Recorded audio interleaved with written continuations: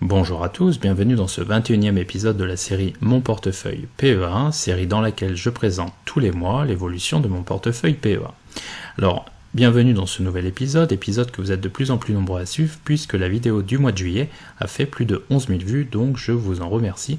Et si vous ne l'avez pas encore fait, je vous invite à vous abonner à la chaîne. Par ailleurs, si vous souhaitez soutenir la chaîne, n'hésitez pas à mettre un pouce bleu, c'est toujours bon pour l'algorithme et pour ma motivation. Donc on y va, comme on le voit dans le titre, j'ai ce mois-ci renforcé mes positions sur Prosus, sur Nikon et sur Inat Pharma qui, comme on le voit à l'image, est en train de redécoller. Donc je vais en parler dans cette vidéo, mais juste avant, je vais faire un petit rappel. Point important, les informations présentées dans cette vidéo ne constituent aucunement des conseils en investissement, celles-ci ont un but purement éducatif.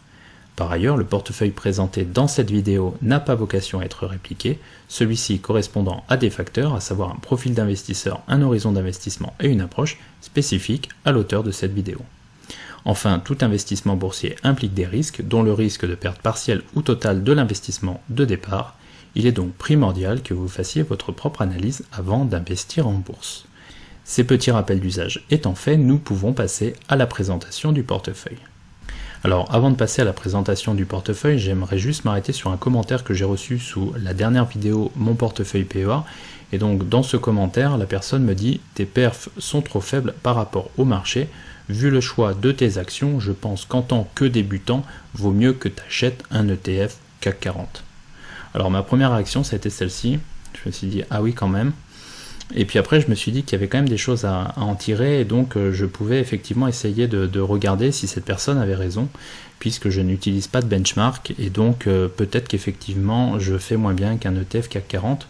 Alors ce que j'ai fait tout simplement, c'est que je me suis amusé à comparer ma performance, ou plutôt mon rendement, à celui de l'indice CAC 40 Total Return, c'est-à-dire dividende réinvesti.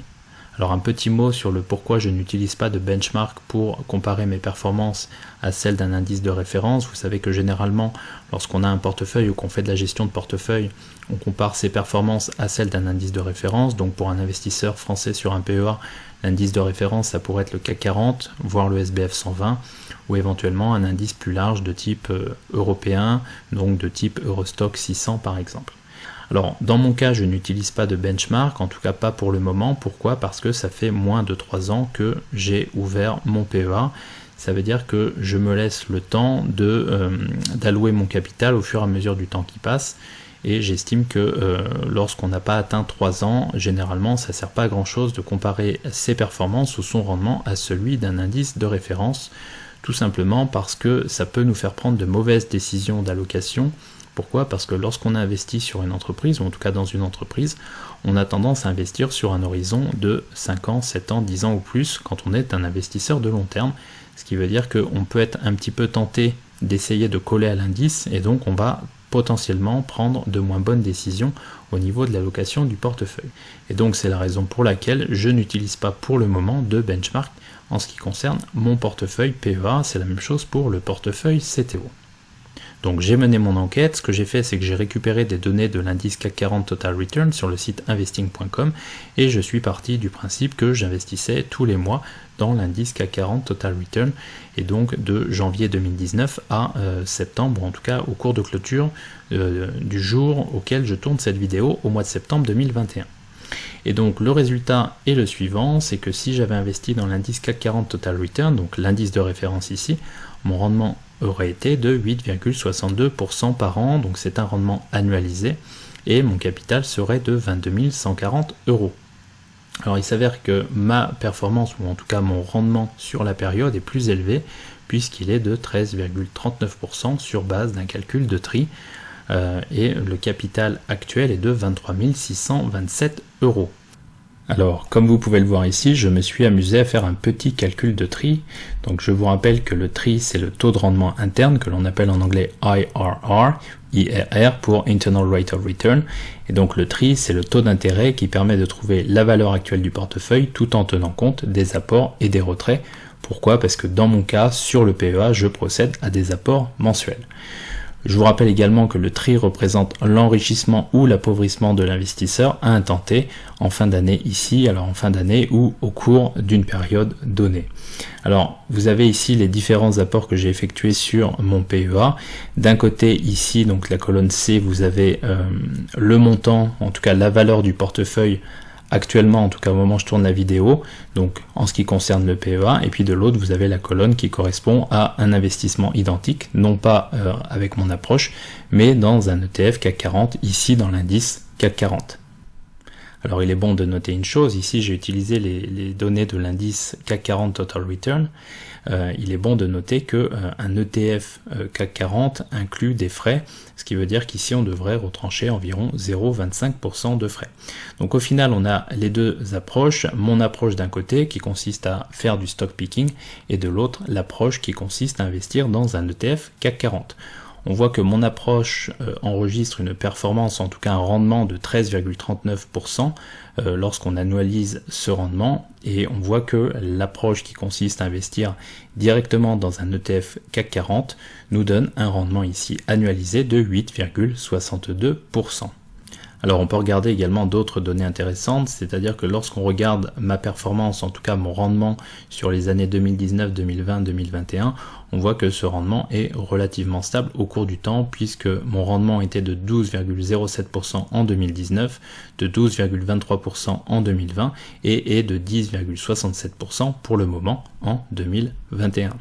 Alors bien entendu, mon but n'est pas de vous dire que je vais tout le temps surperformer un indice CAC 40, mon but est tout simplement de vous montrer qu'en faisant les choses correctement, c'est-à-dire que en analysant notamment les fondamentaux des entreprises, on est capable d'investir dans des actions qui sont potentiellement décotées et donc d'obtenir des résultats tout à fait corrects lorsqu'on investit en bourse et notamment lorsqu'on utilise le stock picking. Et donc la conclusion est toute simple, mon portefeuille pour le moment surperforme un indice CAC 40 Total Return, tout simplement.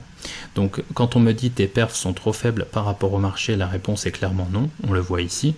Quand on me dit, vu le choix de tes actions, je pense qu'en tant que débutant, alors le choix de mes actions, ça laisse penser que mes actions sont des actions entre guillemets toutes pourries. Ma réponse, c'est que ces actions toutes pourries, que j'aime par ailleurs, surperforment l'indice CAC 40 Total Return, mené par l'industrie du luxe notamment. Et puis, lorsqu'on me dit vaut mieux que tu achètes un ETF CAC 40, ma réponse est clairement non. Je préfère moi-même faire mon stock picking et essayer de battre l'indice CAC 40 Total Return. Alors je précise autre chose, ça ne veut pas dire que je battrai à terme l'indice CAC 40 Total Return, ça veut juste dire que mon choix est d'essayer de battre l'indice, c'est ce qui me stimule, j'aime les challenges et donc mon objectif sera à terme d'essayer de battre l'indice CAC 40 Total Return. On sait qu'on a une vingtaine de pourcents d'actions qui surperforment régulièrement le marché. Le tout, c'est de trouver ces actions. Alors certains investisseurs pensent qu'on ne peut pas trouver ces actions puisque il est impossible de dénicher les actions qui surperforment le marché. Dans ce cas-là, on va préférer investir dans un ETF. De mon côté, je pense qu'il y a des critères qui permettent de dénicher les entreprises qui surperforment potentiellement le marché. En tout cas, c'est ce que j'essaierai de montrer dans mes vidéos et en tout cas en vous montrant un peu ce que je fais sur le portefeuille. Allez, on passe à la présentation du portefeuille. Donc on voit que le portefeuille est désormais valorisé à hauteur de 23 627 €. Donc on se rapproche d'un premier objectif de 25 000 €, d'un premier milestone. Et puis on se rappellera également que le portefeuille est passé de 0 € en janvier 2019 à 23 627 € aujourd'hui, donc en septembre 2021. Ça veut dire qu'on s'approche d'un premier objectif de 25 000 € et j'espère que ça peut servir de motivation à tous ceux qui essayent de se constituer un patrimoine financier. Alors j'en profite pour saluer Anthony de la chaîne Objectif Liberté Financière qui a récemment posté une vidéo sur son portefeuille PEA. Donc je vous encourage à aller voir cette vidéo. Je vous mettrai un lien en haut à droite. Vous verrez que dans son cas, il vient d'atteindre le milestone des 50 000 €. Et donc j'en profite pour le féliciter, je sais qu'il regarde régulièrement mes vidéos, on avait tourné une interview ensemble il n'y a pas très longtemps, et donc comme d'habitude, on ne lâche rien, on continue à construire notre patrimoine financier. Alors cet aparté étant fait, on peut voir que le portefeuille a pas mal évolué au cours des derniers mois, puisqu'on voit que Prosus représente désormais un peu plus de 25% du portefeuille, on peut voir que j'ai quasiment 6 000 € investis dans l'entreprise Prosus. Alors j'ai reçu quelques commentaires me disant que j'étais peut-être surexposé à Prosus puisque j'avais plus de 25% de mon portefeuille investi dans une seule entreprise et qu'idéalement il ne faudrait pas dépasser 10% du portefeuille dans une seule entreprise. Alors j'aurais tendance à dire que c'est vrai lorsqu'on a un capital fixe qui n'évolue pas au cours du temps. En revanche, dans mon cas, je procède à des apports mensuels, ce qui veut dire que le capital va évoluer, en tout cas les apports vont évoluer au cours du temps, et donc je peux me permettre une surexposition sur une ligne comme je le fais ici. Pour rappel, j'ai pour le moment procédé à 19 600 € d'apport sur le PEA, ce qui veut dire qu'il me reste encore 130 400 € à investir sur le PEA, ce qui veut dire que pour le moment, je n'ai investi que 13% de la somme que je compte investir sur le PEA. Autrement dit, cette surexposition à Prosus est temporaire puisque je vais continuer à procéder à des apports réguliers. Ça veut dire également que j'ai encore 87% des apports à effectuer sur le portefeuille PEA et donc ça remet en perspective cette surexposition à l'action Prosus. Alors comme on l'a vu, la première ligne est de loin Prosus, suivie de Total Energy, de Danone, de Maisons du Monde, de Renault et de BIC. Alors un point très important que j'aimerais aborder ici, c'est que lorsque l'on fait du stock picking, il est très important d'avoir un point de vue contrarien, c'est-à-dire de penser un peu out of the box, en dehors de la boîte, et c'est-à-dire de ne pas forcément écouter tout ce qu'on raconte autour. Vous vous souvenez que lorsque j'ai commencé à investir dans Prosus, les médias étaient très noirs sur Prosus, c'était très négatif, et puis on avait beaucoup d'analystes qui ont changé leurs recommandations.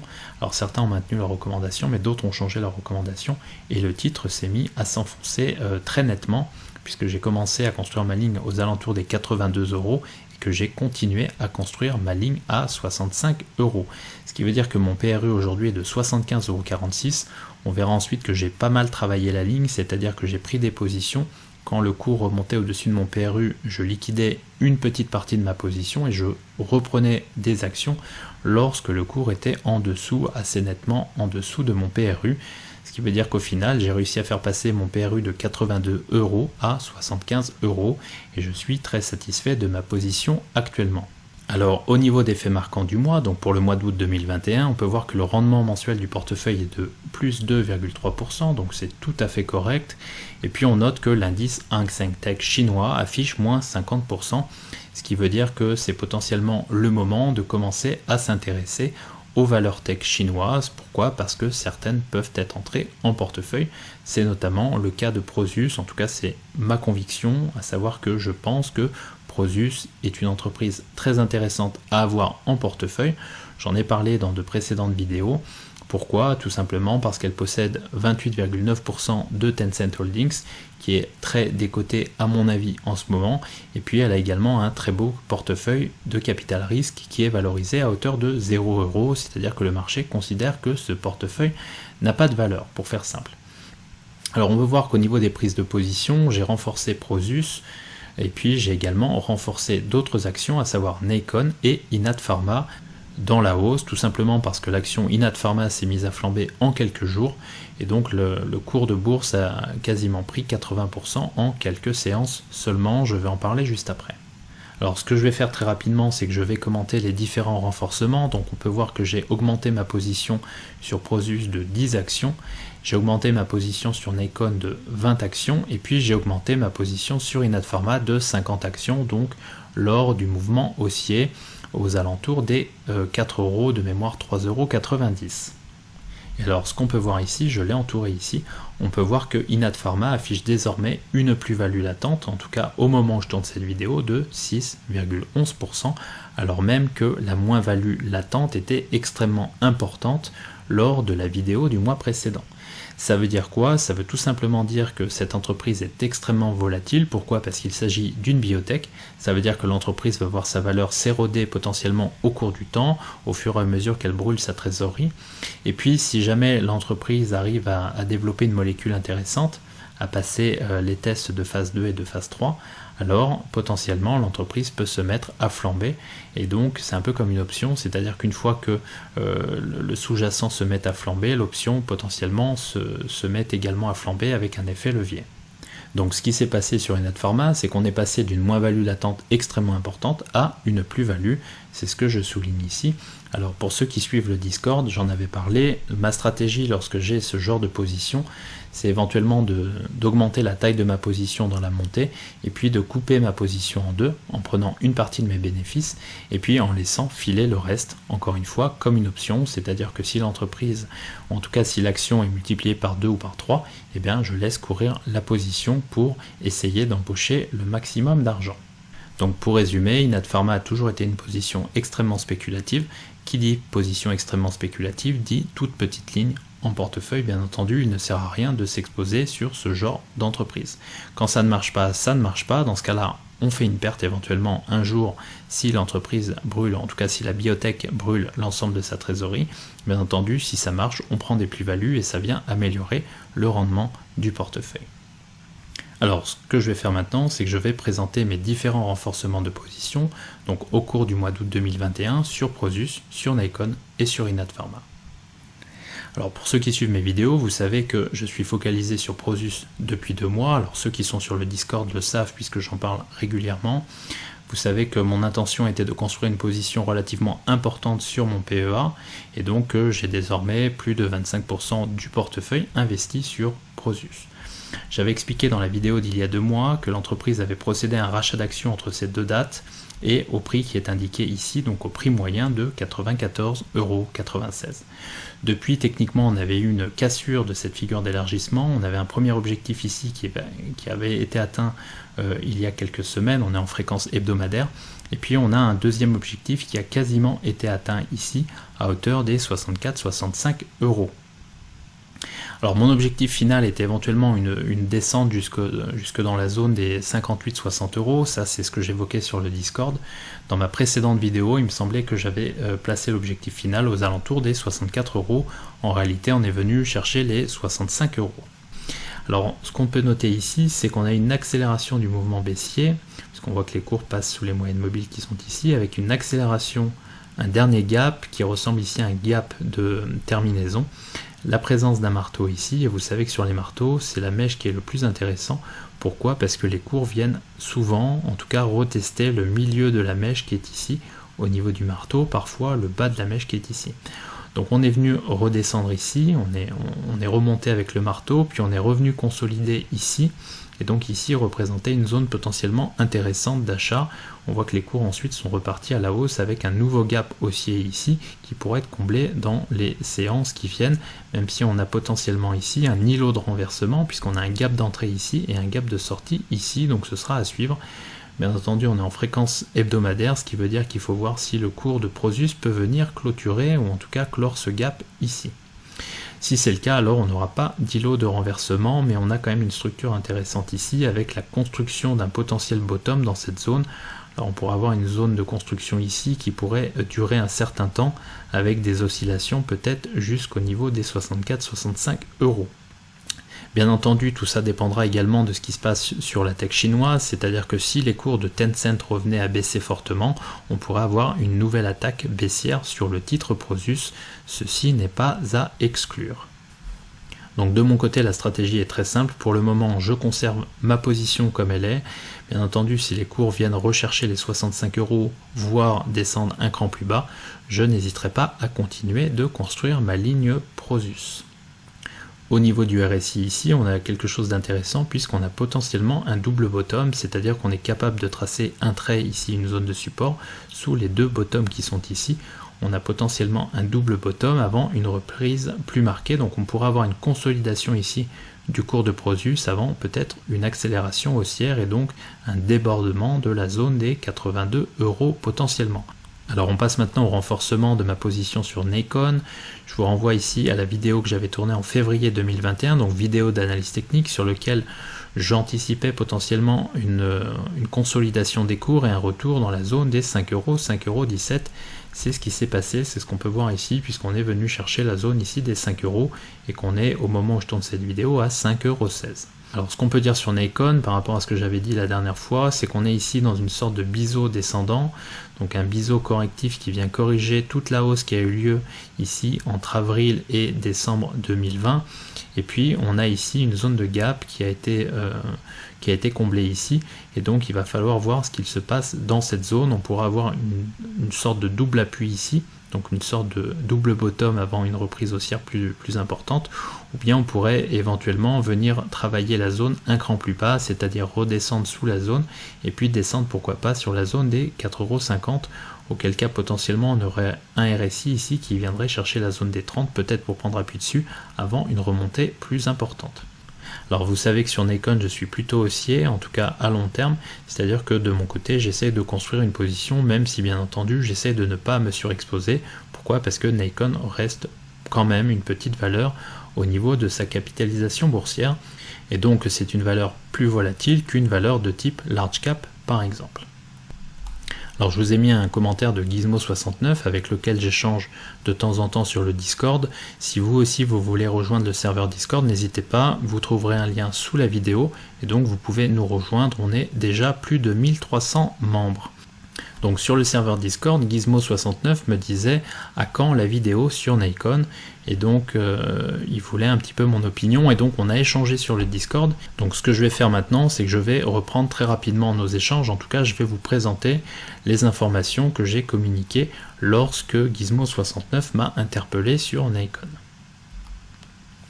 Alors très rapidement, on va regarder les fondamentaux de Nikon. Donc j'utilise des données issues du site morningstar.fr. Donc très rapidement, ce que je regarde, ce sont les points suivants. Je vais regarder les marges. Donc on regarde ici les marges et puis on voit que la marge brute de Nikon est supérieure à 40%, ce qui veut dire qu'a priori l'entreprise a un avantage compétitif durable. Et puis lorsqu'on regarde la marge nette, elle a une marge nette moyenne, si on prend par exemple les 3 dernières années, puisque c'est une entreprise qui existe depuis quelques années, donc on peut prendre seulement les 3 dernières années et faire une moyenne, c'est toujours intéressant.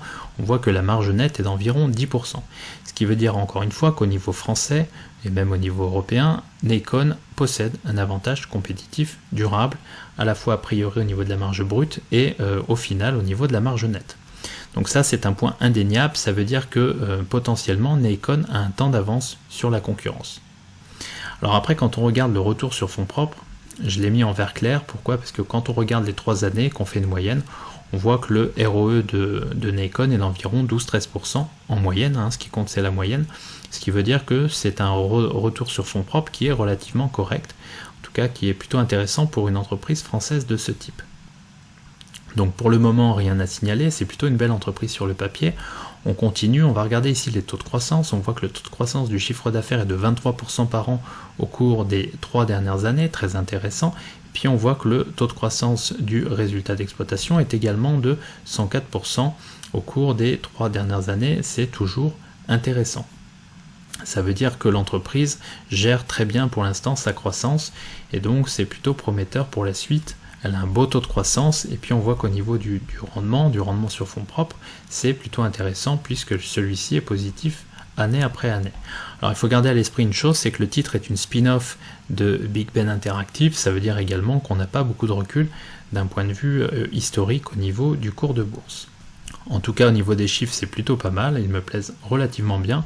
Et puis lorsqu'on regarde le compte de résultat, on voit que le résultat brut d'exploitation est croissant année après année, donc on part de 2017, on va jusqu'en 2021, on voit que le résultat brut d'exploitation est croissant puisqu'on est à 28, 37, 59, 77, 90, et puis on voit surtout que le résultat net est également croissant année après année, donc premièrement positif, ça veut dire que l'entreprise génère des profits, et deuxièmement croissant année après année puisqu'on passe de 0,98 à 2, à 10, à 15 et à 18 en tout cas.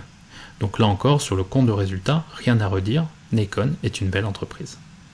Alors on regarde ensuite le tableau des flux de trésorerie, on regarde en particulier le flux de trésorerie disponible, donc le free cash flow en anglais. Donc le flux de trésorerie disponible, idéalement il faut qu'il soit positif. Alors on voit qu'au cours des 4 premières années, celui-ci est négatif. Pourquoi ? Parce que l'entreprise investit fortement dans sa croissance et on voit qu'il est désormais légèrement positif. Alors c'est plutôt une bonne chose et ce qu'on aimerait voir, c'est une continuation de cette tendance, c'est-à-dire qu'on aimerait voir un flux de trésorerie de plus en plus positif au cours des prochaines années. Alors je ne l'ai pas mis ici, mais de mémoire la position cash de l'entreprise est d'environ 28 millions d'euros, ce qui veut dire que si l'entreprise venait à être confrontée à 2 années extrêmement négatives en termes de flux de trésorerie disponible, à savoir qu'elle venait par exemple subir une perte de moins 12 millions une fois et moins 12 millions 2 fois, donc c'est juste pour faire une hypothèse de scénario négatif, l'entreprise aurait encore du cash à disposition. Il restera environ 3 millions d'euros de côté pour pouvoir faire face et pouvoir essayer éventuellement de remonter la pente. Ce qui veut dire que selon moi, l'entreprise a plutôt les reins solides en ce moment pour faire face à d'éventuelles difficultés dans les 2 prochaines années. Difficultés par ailleurs qui ne semblent pas être à l'ordre du jour. Alors on regarde ensuite le bilan et dans le bilan on va regarder les capitaux propres. Et donc au niveau des capitaux propres, on voit que les bénéfices non répartis ici sont présents, ça veut dire qu'on a des bénéfices non répartis qui sont à la fois présents, c'est-à-dire qui sont visibles, il y en a, et on voit surtout qu'ils sont en augmentation année après année, ce qui est très très positif. C'est un des éléments que regarde Warren Buffett en particulier, donc on voit qu'on passe de 0,98 ici à 2, à 10, à 15 et à 18. On regarde ensuite l'évolution des capitaux propres et on voit que ceux-ci, de la même manière, augmentent année après année. On passe de 40 millions à 43 millions, à 67 millions, 187 millions et 210 millions. Autrement dit, il n'y a pas grand-chose à dire sur cette entreprise, autrement que c'est une très belle entreprise, en tout cas sur le papier. Alors je vous ai également mis d'autres données ici en provenance du site zonebourse.com, j'ai oublié de mettre la source ici, je m'en excuse. Alors au niveau du résultat net, on voit que le consensus attend un résultat net positif en 2022 de 22,6 millions d'euros, suivi d'un résultat net de 31,9 millions en 2023, puis un résultat net de 36,7 millions en 2024. Autrement dit, le consensus des analystes est très haussier au niveau du résultat net de l'entreprise Nacon en 2022, 2023 et 2024. On voit par ailleurs que le consensus attend une amélioration de la marge nette en 2022, 2023 et 2024, puisque la marge nette pourrait s'approcher des 15% en 2024, ce qui est une excellente marge nette pour une entreprise française. Donc encore une fois, les chiffres passés sont bons, les prévisions sont très bonnes, et donc il me semble que l'entreprise est une entreprise extrêmement bien gérée, et en tout cas extrêmement intéressante d'un point de vue comptable, donc au niveau des états financiers. Alors on a un peu échangé sur le Discord au niveau de l'entreprise Nacon, certains mettant en avant le fait que l'entreprise est très concurrencée. En tout cas au niveau des résultats, ça ne se voit pas pour le moment puisque l'entreprise semble posséder un avantage compétitif durable, une sorte de narrow moat. Ça veut dire que pour le moment elle est un peu tranquille et qu'elle devrait pouvoir voir venir au cours des prochaines années. L'autre point, c'est que Nacon potentiellement est une petite entreprise et donc elle est potentiellement, en tout cas, plus fragile qu'une entreprise de plus grosse taille et donc elle pourrait subir potentiellement des attaques d'autres entreprises qui viendraient éventuellement profiter des marges importantes pour les concurrencer davantage. Alors on m'a plusieurs fois posé la question suivante, est-ce qu'il est préférable d'investir dans Big Ben Interactive ou dans Nacon ?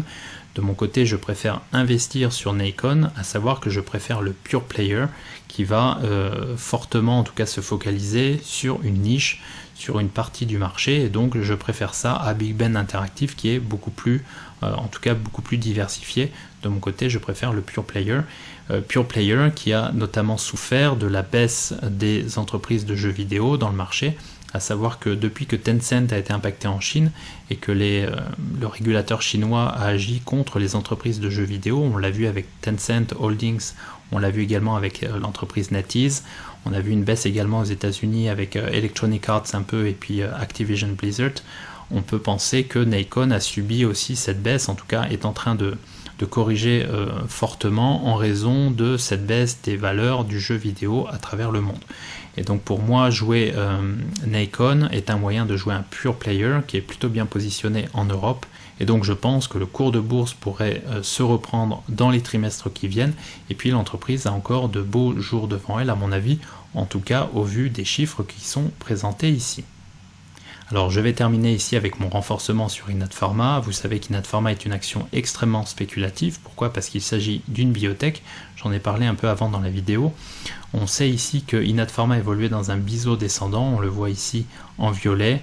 Vous savez que je n'ai pas renforcé ma position dans la baisse, tout simplement parce qu'il s'agissait d'une position spéculative et que j'avais déterminé ma position au départ et donc j'avais pas envie de renforcer cette position Bien entendu, depuis le news flow a changé puisque des informations positives sont apparues il y a quelques jours, en tout cas il y a une semaine environ, puisque l'entreprise en tout cas va présenter les avancées de ces médicaments, ou en tout cas AstraZeneca va présenter les avancées d'un médicament, il me semble, d'Inat Pharma, au cours de 2 conférences qui auront lieu les 17 et 18 septembre 2021.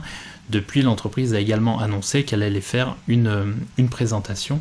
Il me semble que ça aura lieu le 15 ou 16 septembre. Ce qui veut dire que le marché commence à s'emballer en espérant de très bonnes nouvelles à venir. On a d'ailleurs observé une séance au cours de laquelle 33% du flottant de l'entreprise a été échangé. C'est tout à fait énorme. Alors il faut savoir que Inat Pharma est cotée sur Euronext et qu'elle est également cotée aux États-Unis sur le Nasdaq. Et donc on a des spéculateurs américains qui se sont emparés de la valeur et qui l'ont fortement acheté ces dernières séances, notamment aux États-Unis.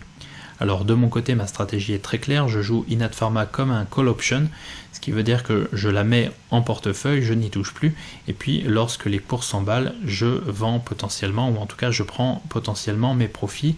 Alors ce que j'ai fait, c'est que j'ai renforcé ma position dans la hausse, donc on a eu un mouvement haussier très spéculatif, j'ai renforcé légèrement ma position. Pourquoi? Juste pour faire diminuer mon PRU et puis pour pouvoir ensuite couper la moitié de ma position et laisser filer le reste. Donc l'idée pour moi, ce sera de vendre potentiellement la moitié de ma position dans les jours qui viennent. Donc je tourne cette vidéo en début de semaine, elle sera publiée le vendredi, donc je vendrai potentiellement la moitié de ma position et puis ensuite je laisserai filer le reste et puis on verra bien entendu ce que ça donne. Ça dépendra de l'information ou non qui sera délivrée entre le 15 et le 18 septembre.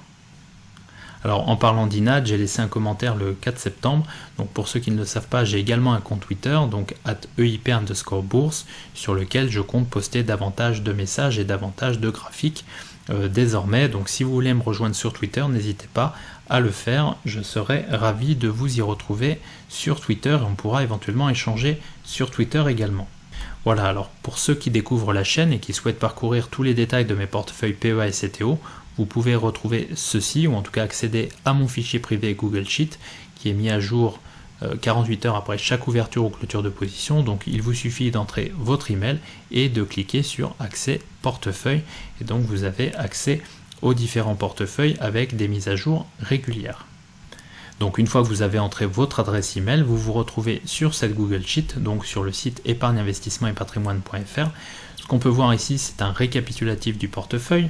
On peut voir surtout que le portefeuille affiche une plus-value de 20,46%. Donc on l'a vu lorsqu'on fait un calcul de tri, la plus-value est de 13,39% de mémoire.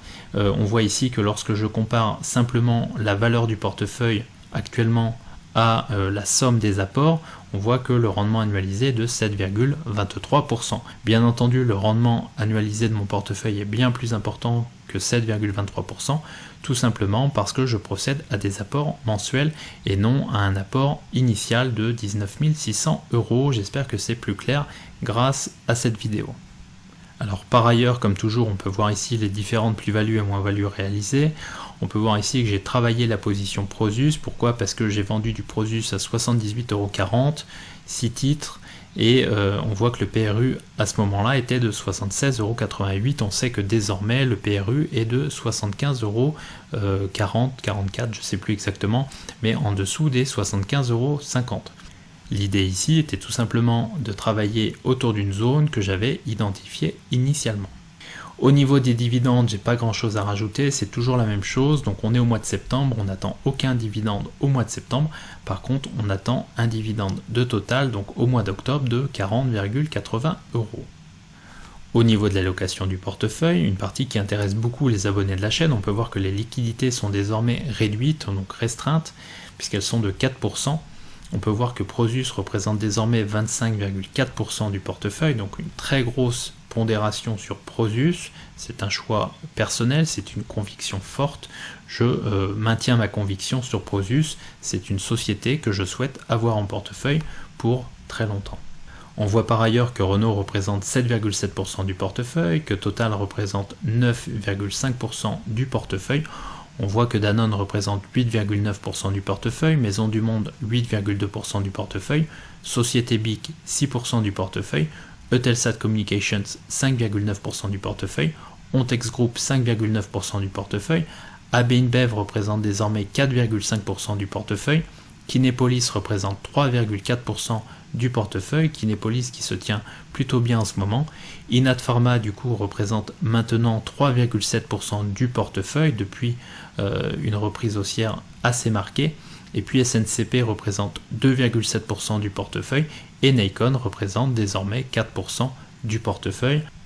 Alors sur Nikon, l'idée pour moi est d'avoir un point de vue un peu contrarien, c'est-à-dire que le marché est plutôt baissier sur les jeux vidéo.